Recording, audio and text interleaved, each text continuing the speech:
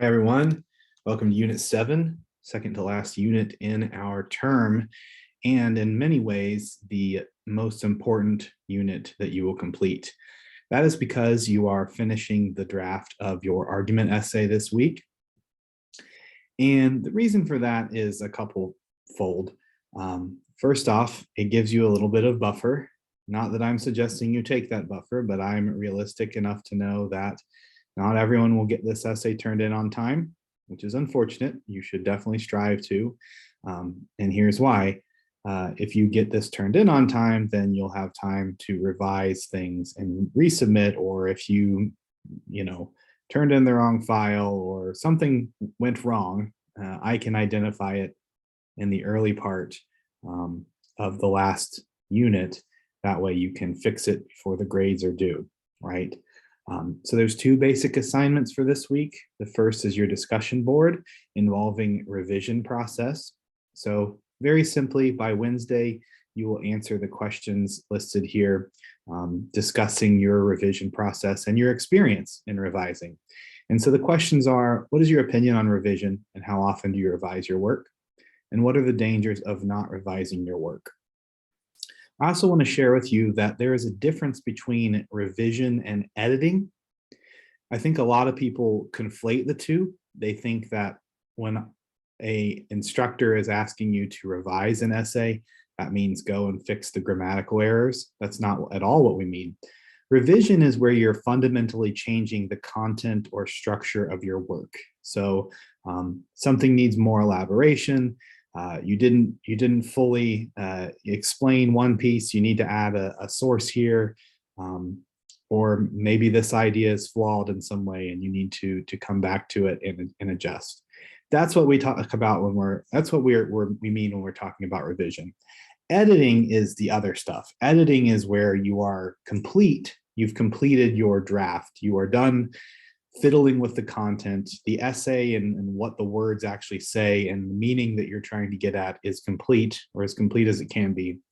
Editing is when you are going to go and clean things up, fix spelling, grammatical errors, formatting and proper APA, which we are 7 units in here, and a lot of you are still failing to do that. Again, in Unit 1, there is a template. You literally just download that template and put your own words over top of it. That's the easiest way to get APA formatting correct. Just follow the template, do the template, use the template. A lot of you are still not doing that. So please, please, please make sure you are using APA formatting for your argumentative essay. All right. But back to revision. So that's the process. By Wednesday, you're gonna write about those two ideas. And then you're going to share an example from your work this term of a piece of writing that you actually revised. All right. And then by Sunday night, you will then respond to 2 peers. And you want to pose a question about revision that you are interested in having your classmates or instructor answer. Okay. How do you plan on using revision going forward, etc. All right. So that's the crux. The big assignment is the argumentative essay. Please, please, please click on this link here. This is the complete instructions for your argumentative essay. And again, you are continuing the work that you did in Unit 5, where you wrote the introduction to this essay. So that you should continue with that same topic, whichever one you chose, one of these 3 questions. And you're going to continue with that. And therefore, you're going to clearly articulate your stance, right? As you read through here, you will see that you'll have a clear introduction. You'll have body paragraphs that focus on one topic in support of your argument in each paragraph, and move from there, right? Keep in mind that you are permitted to use language, revised language from your introduction, unless you don't have any revisions to make, which very few of you are in that boat. From your pro-con paragraphs, right? We have been building this essay all along.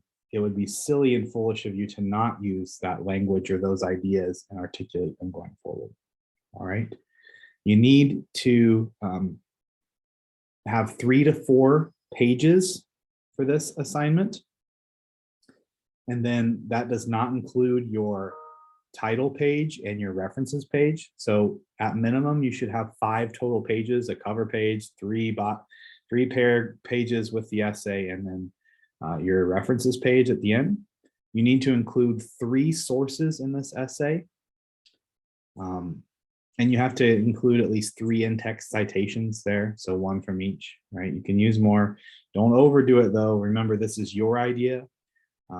No more than about 20 to 25% of your essay should be from borrowed material. All of this should be your ideas, right? Yeah, and so that's essentially it. If you have questions, and I've received shockingly few questions about the work that we've done this semester. This is the time to ask. Make sure you understand what's being asked of you. If you are having trouble with APA formatting, which I guarantee I am telling you several of you are, please reach out and we can have a conversation about the best way to go about that. Because I want you to get this right. This, especially APA formatting, is something that you're going to utilize in every single course of yours going forward, no matter the discipline. And so you need to understand its tenets. You need to be able to use it effectively. All right. So the argumentative essay, of course, is due by Sunday night. And then basically you have 1 week after that, and not even a full week, but we'll get into that then. So that's it for this week. If you have questions, please do not hesitate to ask, and I'll speak to you again on Wednesday.